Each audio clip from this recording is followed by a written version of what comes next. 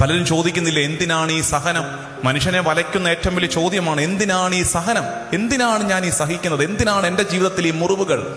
ഏറ്റവും ലളിതമായിട്ടൊന്ന് മനസ്സിലാക്കിക്കേ പ്രിയമുള്ളവരെ, ഞാനൊരു എളുപ്പ വഴി പറഞ്ഞു തരാം. നിങ്ങൾക്ക് സ്പിരിച്വൽ ലൈഫ് ജീവിക്കാൻ ഒരു എളുപ്പ വഴി പറഞ്ഞു തരാം. നിങ്ങളുടെ ജീവിതത്തിൽ ഒരു സഹനമുണ്ടെങ്കിൽ, കുട്ടികൾക്ക്, യുവജനങ്ങൾക്ക് ജോലി കിട്ടുന്നില്ല, കുട്ടികൾക്ക് പഠനത്തിലെ ബുദ്ധിമുട്ട്, അല്ലെങ്കിൽ എന്തെങ്കിലും ഒരു സഹനം, കുടുംബജീവിതത്തിൽ സാമ്പത്തിക ഞെരുക്കം, രോഗദുരിതങ്ങൾ, ഒരു സഹനം, ഒരു ബുദ്ധിമുട്ടിലൂടെ കടന്നു പോകുന്നുണ്ടെങ്കിൽ, ദൈവജനമേ, നമ്മൾ ഏറ്റവും ആദ്യം ചെയ്യണമെന്നറിയാമോ? ഏറ്റവും ആദ്യം ചെയ്യേണ്ട കാര്യം, ഈ സഹനം പാപഫലമല്ലെന്ന് ഉറപ്പുവരുത്തണം. ഈ സഹനം പാപഫലമല്ലെന്ന് ഉറപ്പുവരുത്തണം. എന്താ അത്? അപ്പൊ അതിനെന്ത് ചെയ്യണം എന്നാ പറയുന്നത്? എന്ത് ചെയ്യണം? കുമ്പസാരിക്കണം. ഒരു നല്ല കുമ്പസാരം നടത്തി പരിശുദ്ധ കുർബാന അർപ്പിച്ച് ഈ സങ്കടം പറഞ്ഞു പ്രാർത്ഥിച്ചിട്ട് ആ സങ്കടം മാറിയില്ലെങ്കിൽ, ആ സഹനം മാറിപ്പോകുന്നില്ലെങ്കിൽ എന്ത് മനസ്സിലാക്കണം?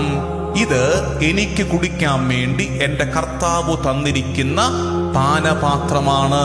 ഈ പാനപാത്രം തട്ടിത്തെറിപ്പിച്ച് കളയാനുള്ളതല്ല. ഈ സഹനത്തിനൊരു അർത്ഥമുണ്ട്. എല്ലാ സഹനവും ഒഴിവാക്കി കളയേണ്ടതല്ല.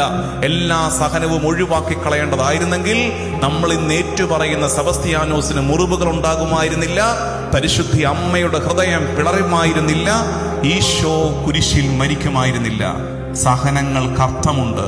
ദൈവതിരഹിതമായി ഉപരി നന്മകൾക്കായി നൽകപ്പെടുന്ന ചില സഹനങ്ങളുണ്ട്.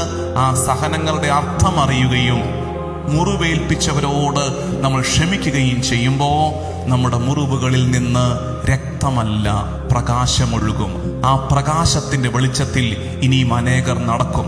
സെബസ്ത്യാനോസിന് ആ മുറിവ് ഒഴിവാക്കാമായിരുന്നു. പക്ഷെ സെബസ്ത്യാനോസ് ആ മുറിവ് ഏറ്റെടുത്തത് കൊണ്ട് ഇന്നും ഒരുപാട് പേർക്ക് സെബസ്ത്യാനോസ് അഭയമാകുന്നു, അത്താണിയാകുന്നു. സെബസ്ത്യാനോസ് ആ മുറിവ് ഒഴിവാക്കിയിരുന്നെങ്കിലോ ഇന്ന് നമ്മൾ സെബസ്ത്യാനോസിനെ വണങ്ങുമായിരുന്നില്ല. മുറിവുകൾക്ക് അർത്ഥമുണ്ട് പ്രിയമുള്ളവരെ. എല്ലാ സഹനവും ഒഴിവാക്കപ്പെടേണ്ടതല്ല. സഹനത്തെ എടുത്തു മാറ്റിത്തരാമെന്ന പരസ്യവാചകത്തോടെ പ്രാർത്ഥനാ കൂടാരങ്ങളുടെ എണ്ണമേറുകയും ജനത്തിന്റെ പ്രാർത്ഥന മുഴുവൻ സഹനം എടുത്തു മാറ്റണമേ എന്ന് മാത്രമായി തീരുകയും ചെയ്യുന്ന ഒരു ആത്മീയ ശൈലിയുടെ കാലഘട്ടത്തിൽ ഈ തിരുനാള് പഠിപ്പിക്കുന്ന പാഠം, സഹനങ്ങൾക്ക് അർത്ഥമുണ്ട്.